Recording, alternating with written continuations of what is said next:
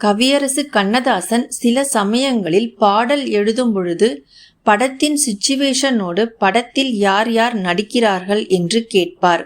வழக்கத்திற்கு மாறாக அவர்களது பெயரையும் பாடலில் சேர்த்து எழுதுவார். சில நேரங்களில் மக்கள் புரிந்து கொள்ளும் வகையில் மறைமுகமாகவும் சில சமயம் நேரடியாகவும் சொல்லிவிடுவார். அப்படி கவியரசு கண்ணதாசன் எழுதிய எம்ஜிஆர் சரோஜாதேவி நடித்த காதல் பாடல் ஒன்றை நாம் இப்பதிவில் பார்ப்போம்.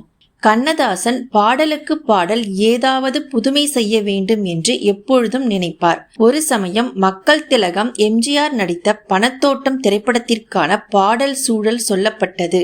எம்ஜிஆர் சரோஜாதேவி இருவரும் சேர்ந்து பாடுகின்ற ஒரு காதல் பாடல் அது. ரசிகர்கள் சரோஜாதேவியை கன்னடத்து பைங்கிலி என்று செல்லமாக அழைப்பார்கள்.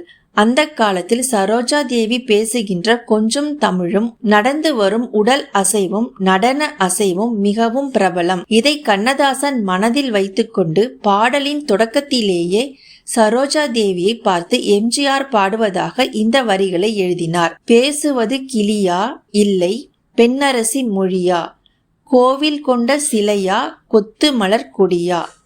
பேசுவது கிளியா இல்லை பெண்ணரசி மொழியா, கோவில் கொண்ட சிலையா கொத்து மலர் கொடியா.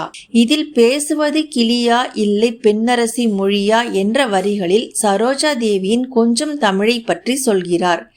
எம்ஜிஆர் ஒரு கொடைவள்ளல் என்பது எல்லோருக்கும் தெரியும். அவர் கேரள மேனன் குடும்பத்தை சேர்ந்தவர். இன்றைய கேரளா என்பது அன்றைய சேர நாடு. ஆனால் எம்ஜிஆர் முழுக்க முழுக்க வளர்ந்தது வாழ்ந்தது எல்லாமே தமிழ்நாட்டில்தான். இதையெல்லாம் மனதில் வைத்து எம்ஜிஆரை பற்றி சரோஜாதேவி பாடும் விதமாக கண்ணதாசன் எழுதிய வரிகள் இவை. பாடுவது கவியா இல்லை பாரிவள்ளல் மகனா, சேரனுக்கு உறவா செந்தமிழர் நிலவா. பாடுவது கவியா இல்லை பாரிவள்ளல் மகனா, சேரனுக்கு உறவா செந்தமிழர் நிலவா. இதில் பாரிவள்ளல் மகனா சேரனுக்கு உறவா என்ற வரிகளில் எம்ஜிஆரின் கொடைவள்ளல் தன்மையையும் சேரனுக்கு உறவா என்பதில் கேரளாவாகிய சேர நாட்டை சேர்ந்தவர் என்பதையும் சொல்கிறார் கண்ணதாசன். இந்த பாடலை நாம் சாதாரணமாக பார்த்தால் ஒரு காதல் பாடலாக தெரியும். சற்று ஆய்ந்து பார்க்கும் பொழுதுதான் தெரியும் அதில் மறைந்துள்ள அர்த்தங்கள் நமக்கு. நாளை கண்ணதாசனின் வேறு ஒரு பதிவை நாம் பார்க்கலாம். நாளை